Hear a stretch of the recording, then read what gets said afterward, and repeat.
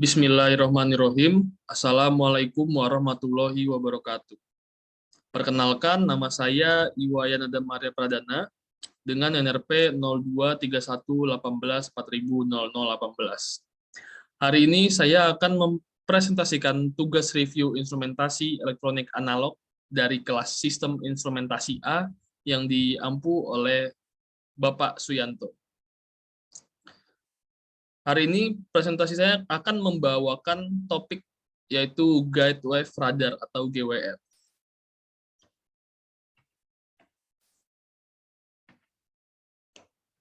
Konten yang akan saya bahas pada presentasi kali ini adalah yang pertama, yaitu pendahuluan, yang berisi latar belakang, permasalahan, tujuan, dan juga kontribusi. Dan yang selanjutnya adalah kedua, yaitu paparan, yang berisi konsep dasar, prinsip kerja, dan juga penerapan. Yang ketiga adalah ringkasan, yaitu sajian singkat dari topik yang akan saya bawakan. Langsung saja untuk yang pertama, yaitu pendahuluan, yang berisi latar belakang, permasalahan, tujuan, dan juga kontribusi. Nah, perangkat instrumentasi untuk mengukur ketinggian isi tangki atau level dalam tangki proses terdiri dari banyak model dan juga prinsip pengukuran. Contohnya adalah transmitter. Transmitter juga ada banyak rupanya. Contohnya adalah transmitter tipe differential pressure, tipe kapasitansi, tipe ultrasonik, tipe radioaktif, tipe magnet, tipe LVDT, dan tipe radar. Mengacu pada prinsip kerja transmitter, pengukuran level dengan teknologi radar merupakan model pengukuran yang diakui paling handal dibanding dengan metode lain. Selanjutnya adalah permasalahan. Bagaimana konsep dasar dari guide wave radar? Yang kedua, bagaimana prinsip kerja dari guide wave radar? Yang ketiga adalah bagaimana penerapan dari guide wave radar. Untuk tujuannya adalah untuk mengetahui konsep dari guide wave radar, itu untuk yang pertama. Yang kedua adalah untuk mengetahui prinsip kerja dari guide wave radar. Yang ketiga adalah untuk mengetahui penerapan dari guide wave radar. Selanjutnya adalah kontribusi. Kontribusinya adalah untuk menyediakan pemahaman tentang guide wave radar, bagaimanakah konsep dasarnya, bagaimanakah cara kerjanya, serta cara pengaplikasiannya. Selanjutnya kita masuk ke konten yang kedua, atau bagian kedua, yaitu paparan yang berisi konsep dasar, prinsip kerja, serta penerapan. Untuk konsep dasar yang pertama, berikut adalah bagian pada guide wave radar. Nah, sesuai dengan namanya, transmitter tipe guide wave radar ini konstruksinya terdiri dari kepala atau head transmitter dan juga probe atau guide-nya. Nah, fungsi daripada guide atau probe tersebut yaitu sebagai perangkat yang merambatkan sinyal. Nah, probe transmitter GWR ini bisa berbentuk batang atau rod, berbentuk tali atau rope, dan berbentuk antena. Nah, gambarnya perbedaan dari bentuknya tersebut dapat dilihat pada gambar di samping. Ada yang berbentuk batang, berbentuk tali, dan juga berbentuk antena. Nah, berikut adalah parameter pada GWR. Nah, agar transmitter GWR bisa bekerja dengan benar, setelah dipasang pada tangki, transmitter harus dikonfigurasikan. Ada beberapa parameter utama yang harus ada pada setiap transmitter GWR. Di antaranya adalah bentuk daripada tangki tersebut, apakah bentuknya kotak, silinder, bulat, bentuk dom, atau dan lain-lain. Dilihat juga dari ketinggian tangki dari dasar tangki hingga atap tangki, dari jarak 0% level dari dasar tangki, jarak 100% level dari dasar tangki, serta konstanta di elektrik media proses yang diukur ketinggiannya.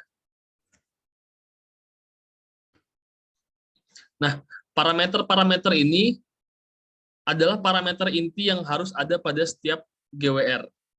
Adapun pada prakteknya di lapangan masih banyak parameter lain yang harus diatur berkaitan dengan konstruksi tangki dan kondisi media prosesnya. Seperti misalnya, apakah pada tangki ada agitator pengaduknya, apakah ada media proses pengandung uap panasnya, apakah ada permukaan cairan yang diukur mengandung riak, gelombang, atau lain-lain.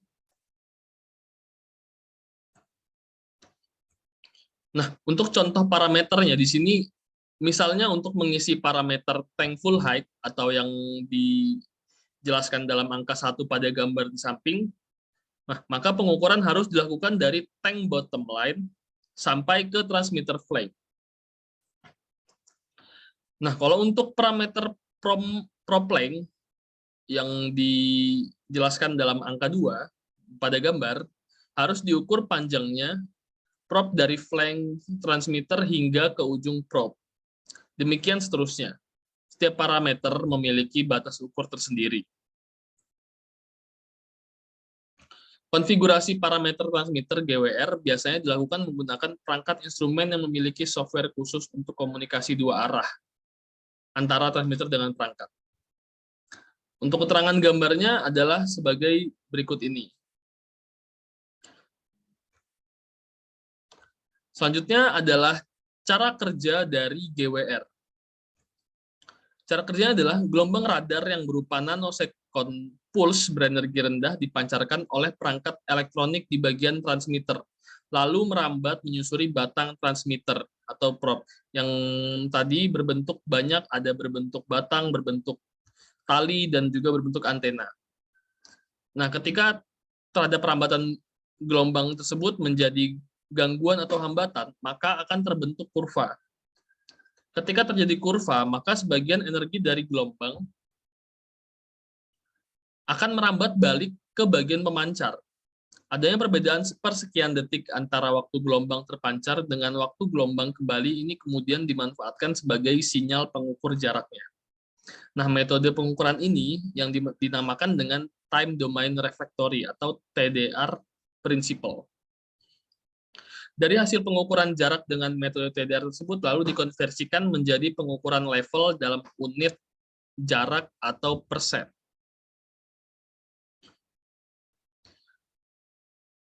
Nah, kekuatan dari hentakan balik atau reflektivitas daripada media yang diukur merupakan parameter yang menentukan kehandalan sebuah transmitter GWR. Adapun yang menentukan kekuatan daya hentak atau reflektivitas adalah konstanta dielektrik media tersebut. Media dengan nilai konstanta dielektrik tinggi akan menghasilkan daya reflektivitas yang tinggi, atau dengan kata lain akan menghasilkan sinyal amplitude yang lebih besar. Nah, gambar di samping ini yang memperlihatkan sifat gelombang radar ketika memancar dan merambat menyusuri probe. Berikut adalah keterangan gambar dari tangkinya tersebut, yang ada kurvanya. Nah, ini nih gambar adalah ilustrasi terbentuknya kurva atau pulsa akibat adanya gangguan terhadap perambatan gelombang pada transmitter GWR. Nah, di sini kurva pertama atau kurva G terjadi ketika gelombang yang dipancarkan transmitter menjumpai daerah kosong, tepatnya di bawah flange, persambungan antara transmitter dengan probe-nya. Nah, kurva kedua, yaitu kurva D, terjadi karena adanya perubahan gap yang mengapit probe, tepatnya terjadi pada layar tangki. Kurva berikutnya, yaitu kurva E, terjadi ketika gelombang menyentuh permukaan isi tangki, terbentuk tepat di atas permukaan medianya. Nah, kurva E inilah yang kemudian harus disetel sebagai kurva target atau sinyal pengukurannya.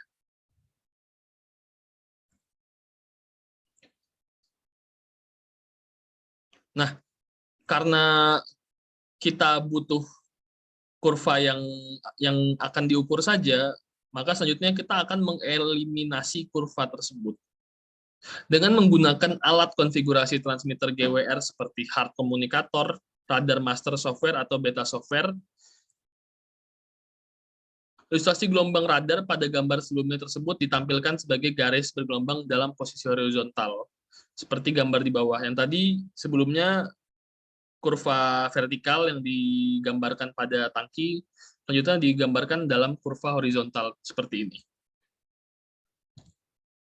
Berikut adalah keterangan gambar dari gambar kurva horizontal ini. Nah, pada gambar ini tampak ada dua kurva dengan amplitude positif, yaitu kurva D dan juga kurva J. Kurva D ini terbentuk karena adanya disturbance pada leher tangki, sehingga kurva tersebut tidak bisa dijadikan sebagai sinyal pengukuran.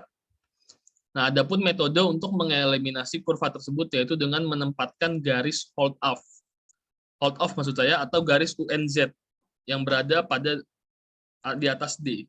Nah, maka secara otomatis kurva D akan tereliminasi dari daftar sinyal pengukur level. Nah, dari penjelasan sebelumnya diketahui bahwa setiap kurva yang terbentuk oleh gelombang radar sepanjang probe merupakan komponen yang berpengaruh terhadap sinyal pengukuran. Sehingga diperlukan penyetingan agar benar kurva akibat gangguan atau disturbance tersebut bisa dieliminasi dan hanya kurva target yang menjadi bagian daripada sinyal pengukuran yang dibutuhkan. Berikut adalah setting GWR. Mengacu pada perilaku gelombang GWR yang seperti demikian itu, maka transmitter GWR dapat difungsikan untuk mengukur level interface. Dalam hal ini, transmitter akan membentuk dua kurva target. Satu kurva terbentuk ketika gelombang radar menyentuh permukaan cairan bagian atas. Nah, ini yang memiliki nilai konstanta dielektrika lebih rendah. Dan satu lagi akan terbentuk ketika gelombang radar menyentuh cairan bawah yang memiliki nilai konstanta dielektrik yang lebih besar dari cairan bagian atas. Perhatikan gambar di sebelah ini yang memperlihatkan perilaku gelombang radar pada pengukuran level interface. Nah, di sini dapat dilihat bahwa kurva yang terbentuk oleh media dengan nilai konstanta lebih besar atau media bagian bawah memiliki kurva yang lebih panjang dan nilai amplitudenya lebih besar. Berikut adalah keterangan gambar dari gambar tersebut. Nah, di sini kembali pada ulasan prinsip kerja transmitter GWR tadi, maka ada kecenderungan kurva-kurva dapat terbentuk di setiap bagian probe transmitter. Nah, padahal kurva tersebut tidak termasuk dalam kategori kurva target. Hal ini terjadi di kandungan proses yang kotor, atau ada buih, atau ada busa, atau ada cairan proses lain-lainnya. Nah, kurva yang terbentuk di luar target ini seringkali menjadi penyebab indikasi transmitter menyimpang.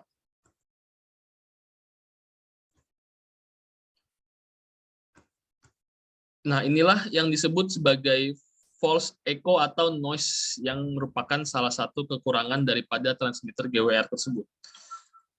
Nah, agar transmitter GWR memiliki performance yang baik, maka semua kurva yang bukan kurva target harus dikeluarkan dari daftar kurva.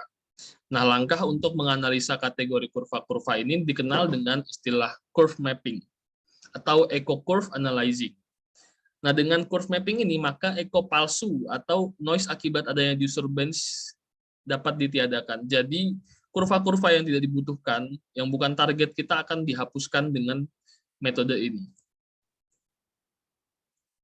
Oke, selanjutnya adalah penerapan atau aplikasi dari GWR ini. Salah satu aplikasi dari Guidewire Radar atau GWR adalah mengukur antarmuka dari dua produk. Nah, seperti pada tangki tersebut ada dua bentuk cairan, yaitu minyak dan air. Nah, tentu saja agar aplikasi ini berfungsi diperlukan konstanta dielektrik yang berbeda di setiap produk. Nah, ketika sinyal mencapai permukaan dengan konstanta dielektrik yang lebih rendah, sebagian dari sinyal kembali ke transmitter. Ketika sinyal mencapai produk dengan konstanta dielektrik yang lebih tinggi, lebih banyak sinyal yang kembali. Jika diatur dengan benar untuk kondisi ini, transmitter dapat menghitung level dari setiap produk tersebut. Nah, berikut adalah contoh aplikasinya pada sebuah industri. Yang pertama sebagai akumulator, yang kedua sebagai chemical storage and small additive tank, yang ketiga sebagai lube oil post and reservoir, yang keempat sebagai separator, yang kelima adalah sebagai distillation and rectification tower and reflux drum, yang keenam adalah reaktor tanks and scrubber, yang ketujuh adalah liquefied gas container, yang ke-8 adalah boiler and feed water system, sanded return tank and cooling tower. Yang ke-9 adalah sum and pits. Yang 10 adalah untuk sebagai raw material and polymer powders. Oke, yang ketiga adalah ringkasan, yaitu sajian singkat dari topik yang dibawakan. Nah, Gateway Radar atau GWR berdasarkan teknologi Time Domain Reflectory atau TDR tadi adalah salah satu metode yang paling cepat berkembang untuk pengukuran level di pabrik kimia. Nah, popularitasnya telah meningkat tajam selama 20 tahun terakhir atau lebih. GWR sekarang ini menangani aplikasi yang sebelumnya telah menggunakan teknologi seperti kapasitansi, hidrostatika, atau ultrasonik. Atau bisa dibilang GWR ini bisa lebih baik dibanding metode-metode yang lain. Namun untuk menggunakannya harus sangat berhati-hati dan juga harus dengan metode yang benar agar kurva-kurva yang tidak dibutuhkan bisa dieliminasi sehingga kurva target yang diinginkan bisa kita lihat. Nah, untuk ringkasan cara kerjanya adalah gelombang radar yang merupakan nanosecond pulse berenergi rendah dipancarkan oleh perangkat elektronik di bagian transmitter, lalu merambat menyusuri batang. Nah, ketika terhadap perambatan gelombang tersebut terjadi atau ada gangguan, maka akan terbentuk kurva. Nah, ketika terjadi kurva, maka sebagian energi dari gelombang merambat kembali ke pemancar. Nah, adanya perbedaan sepersekian detik ini dimanfaatkan sebagai sinyal pengukur jarak. Nah, ini dilakukan dengan metode TDR tadi. Dari hasil pengukuran jarak dengan metode TDR tersebut lalu dikonversikan menjadi pengukuran level dalam unit jarak atau persen. Dan yang keempat adalah referensi. Referensi yang saya ambil adalah dari Visaya Solution dan juga Chemical Processing. Sekian dari saya. Terima kasih. Jika ada salah kata, saya mohon dimaafkan. Terima kasih banyak. Wassalamualaikum warahmatullahi wabarakatuh.